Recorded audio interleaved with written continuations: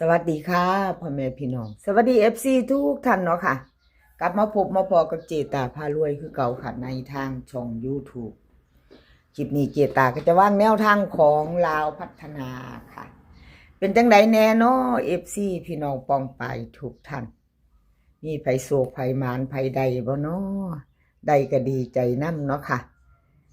เจตาดีใจนำผู้ใดโศกผู้ใดมาน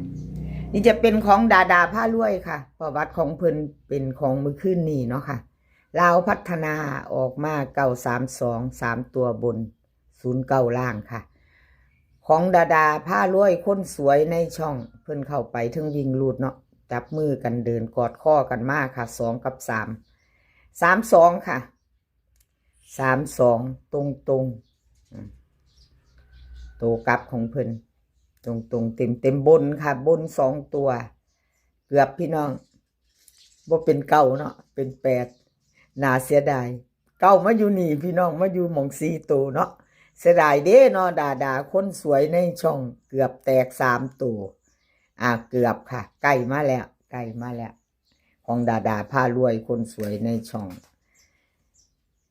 2 งวดค่ะเจตาให้เบิ่งของเพิ่นก็ยังบ่ทันหลุดเนาะบ่หลุดวิ่งหลุดเพิ่นยังเข้าอยู่ค่ะ2 งวดติด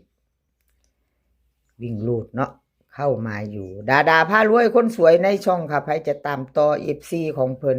มีไผใดไผมานไผโชคดีก็ดีใจนำเนาะค่ะเป็นของมือขึ้นนี่เนาะของวันที่26มาต่อใหม่วันที่28กับดาพารวยคนสวยในช่องค่ะกราบขอบบุญขอบคุณดาหลายๆเด้อค่ะที่ให้แนวทางมาวางทางช่องเนาะลาวออกปุ๊บเพิ่นก็ให้มาปรับอยู่ค่ะจีตาก็จะว่าเอามาเขียนเอามาอัดยามมื้อเช้าเนาะเป็นของมือวันที่27วันที่28ก็ออกเจตาบางให้มือหนึ่งเนาะค่ะแนวทางของดาพารวยคนสวยในช่องเฮามาตามต่อไปใหม่เนาะไผยังบ่ทันใดเฮาก็มาตามต่อค่ะวิ่งรูดของดาพารวยให้มา4กับ5เหมือนเดิมค่ะ2หาง2ตัวกลับให้พร้อม4554 3443 3ตัว1หาง3454345จับตามองค่ะพี่น้องวิ่งรูดเด่นโทกันวงกลมให้เท่ากันค่ะ4กับ5ดาพารวย45กับ34ค่ะวงกลมให้2ตัวเน้น3ตัวเน้นเนาะ3ตัวก็มีหางเดียวค่ะมีหางเดียว3454345 4ตัวอะไรก็เกิดขึ้นได้เนาะค่ะเกิดขึ้นได้เมื่อเนาะพี่น้องมาได้ครับขอบคุณขอบคุณ FC ที่เข้ามารับชมรับฟังค่ะใครจะไปต่อกับดาจับตามองแคปหน้าจอไว้เป็นวันที่28เป็นวันพุธเนาะค่ะเป็นวันพุธของดาพารวยคนสวยในช่องจับตามองพิจารณาแคปหน้าจอไว้ไปลุ้นต่อวันที่28กับดาพารวยเนาะค่ะแคปแล้วกับไปต่อค่ะเป็นของใครน้อยนำโชคค่ะคลิปนี้จะมีUCเซียนดังเด้อค่ะจะมีดาพารวยน้อยนำโชคเลขลับน้ำโสมสมใจค่ะซีเซียนดังในคลิปนี้ถ้าชอบของผู้ใดก็ท่ารับชมรับฟังล่อท่าไปพิจารณาแนวทางใหม่ของเพิ่นเนาะค่ะแล้วก็เตรียมแคปหน้าจอไว้ไปลุ้นวันที่28เบิ่งประวัติของน้อยนำโชคค่ะน้อยนำโชคของวันที่26 932 3ตัวบนค่ะ09ล่างวิ่งลูดเพิ่นเข้าไปตัวนึงค่ะน้อยนำโชคเข้าไป1ตัว2ตัวมา1ตัวเนาะค่ะมี2ตัวเบิ้ล3ตัวขอโทษขออภัยแทนน้อยนำโชคเนาะค่ะแนวทางของเพิ่นบ่เดินวิ่งลูดของเพิ่นเข้าไป2งวดติดอยู่ค่ะพี่น้องแต่ลูดไป2ตัวเนาะ2ตัวไม่เข้าไม่เดินเนาะค่ะแต่วิ่งลูดเพิ่น2งวดก็ยังบ่ทันหลุดมาอยู่ค่ะสายวิ่งสายลูดน้อยนำโชคค่ะลาวพัฒนาเฮามาไปต่อกันกับเพิ่นวิ่งลูดค่ะ0กับ5 2ตัว4หาง05065453เบิ้ลค่ะ00กับ55 3ตัว3หาง005 053 506 วิ่งรูดเพิ่นเด่นทอกันเด้อค่ะหากับศูนย์อ่อน้อยน้ำโชคเด่นค่ะ0 5กับ5 3ตัวเน้น2 หางค่ะ0 0 5 3ตัวเพิ่นเน้นให้2 หางเด้อค่ะอ่อน้อยน้ำโชคไผจะต่อกับเพิ่นเอาสายวิ่งสายรูดเพิ่นก็เด่นทอกันเนาะค่ะวงกลมให้ทั้ง2ตัวใครจะไปต่อกับแคปหน้าจอไว้ค่ะ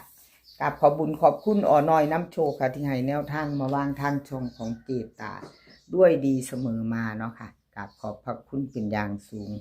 แคปหน้าจอค่ะ FC ใหม่ถ้าพึ่งพันเขาไม่เห็นเนาะค่ะพึ่งเขาไม่เห็นเป็นครั้งแรกในคลิปนี้จะมีซีเซียนแล้วกับเป็นของทางช่องของเจตาพารวยเนาะค่ะถ้าชอบแนวทางเดียวกันผ่านเขามาพบมาพอถ้ามักเนาะเอาที่เฮามักชอบก็กดติดตามไว้ค่ะแล้วก็อย่าลืมกดกระดิ่งแจ้งเตือนจะได้บ่พลาดคลิปใหม่ๆของเจตาพารวยเนาะค่ะชอบก็จัดขัดก็ผ่านไปเนาะค่ะอย่าลืมกดกระดิ่งแจ้งเตือนไว้พร้อม FC ใหม่ถ้าเข้ามาถ้ากดติดตามในช่องของเจตาแล้วเนาะเลขรับน้ำโสมค่ะลาวพัฒนาของเพิ่นวันที่26ประวัติของเพิ่นค่ะ932เมื่อคืนนี้3ตัวที่3ตัวบน09ล่างเนาะค่ะของเพิ่นเข้าไป2ค่ะวิ่งหลุดเข้าไปอยู่ตัวหนึ่งอยู่ยังบ่หลุดเนาะสายวิ่งสายหลุดยังบ่ทันหลุดเด้อค่ะเข้าอยู่หลุดไปวันที่23กับขอโทษขออภัย FC แทนเลขรับน้ำโสมเนาะค่ะแนวทางเพิ่นบ่เดินบ่เข้า2ตัวไม่มาจับคู่ไม่เข้าเนาะกับขอโทษขออภัยแทนเลขรับน้ำโสมค่ะมาพิจารณาใหม่ค่ะกับแนวทางเป็นของวันพุธที่28ค่ะวันพุธที่28ลาวพัฒนา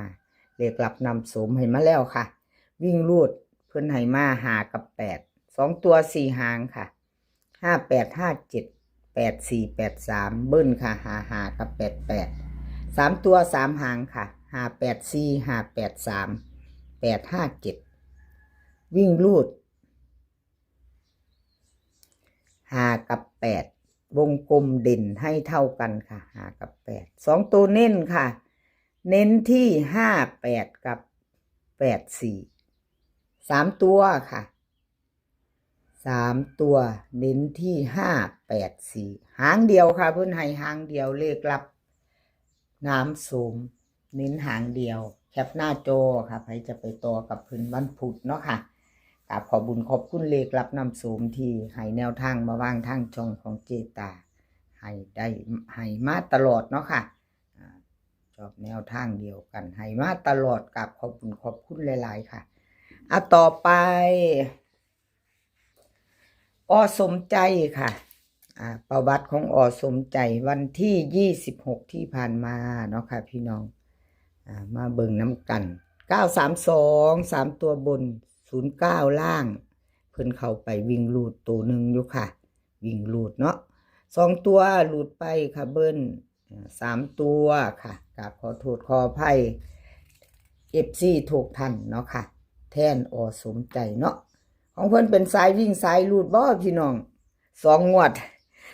ดติดแล้วเด้อค่ะวิ่งลูดของเพิ่นบ่หลุดเนาะแต่2ตัวบ่เข้าบ่มาเนาะเอาสายวิ่งสายลูดพิจารณาใหม่ไปต่อกับสมใจกับขอบุญขอบคุณสมใจหลายๆเด้อค่ะที่ให้แนวทางมาวางทางช่องของเจตาโดยดีเสมอมาเนาะค่ะกับขอบพระคุณเป็นอย่างสูงวิ่งลูดลาวพัฒนาวันที่28ของเพิ่นค่ะ5กับ7 2ตัว4 หาง54 53 74 7574เบิ้ลค่ะ55กับ77 3ตัวค่ะ75 45 74 753วิ่งลูดเพิ่นเด่น5กับ7ทอกันเด้อค่ะสมใจเน้น54กับ75ค่ะ3ตัวเน้น754แคปหน้าจอค่ะใครจะไปต่อกับสมใจกับขอบบุญขอบคุณสมใจค่ะที่ให้แนวทางมาวางทางช่องเนาะแล้วก็กราบขอบคุณบ่ว่าจะเป็น FC เก่า FC ใหม่เนาะค่ะที่เขามารับชมรับฟังในช่องของเจตาพารวยช่องน้อยๆค่ะ FC เพิ่นก็คอมเมนต์เพิ่นก็เว้าเข้ามาอยู่พี่น้องว่าอัน แม่นบ่ได้ตามบ่ได้จัดเนาะเพิ่นก็เข้ามาเบิ่งเป็นกำลังใจให้เจตาอยู่ว่าซั่นโอ้ยกราบขอบพระคุณหลายๆเด้อค่ะ ทุกท่านที่เข้ามาเป็นกำลังใจให้เจตามากดไลค์กดแชร์กดหัวใจแล้วก็มากดติดตามเนาะค่ะ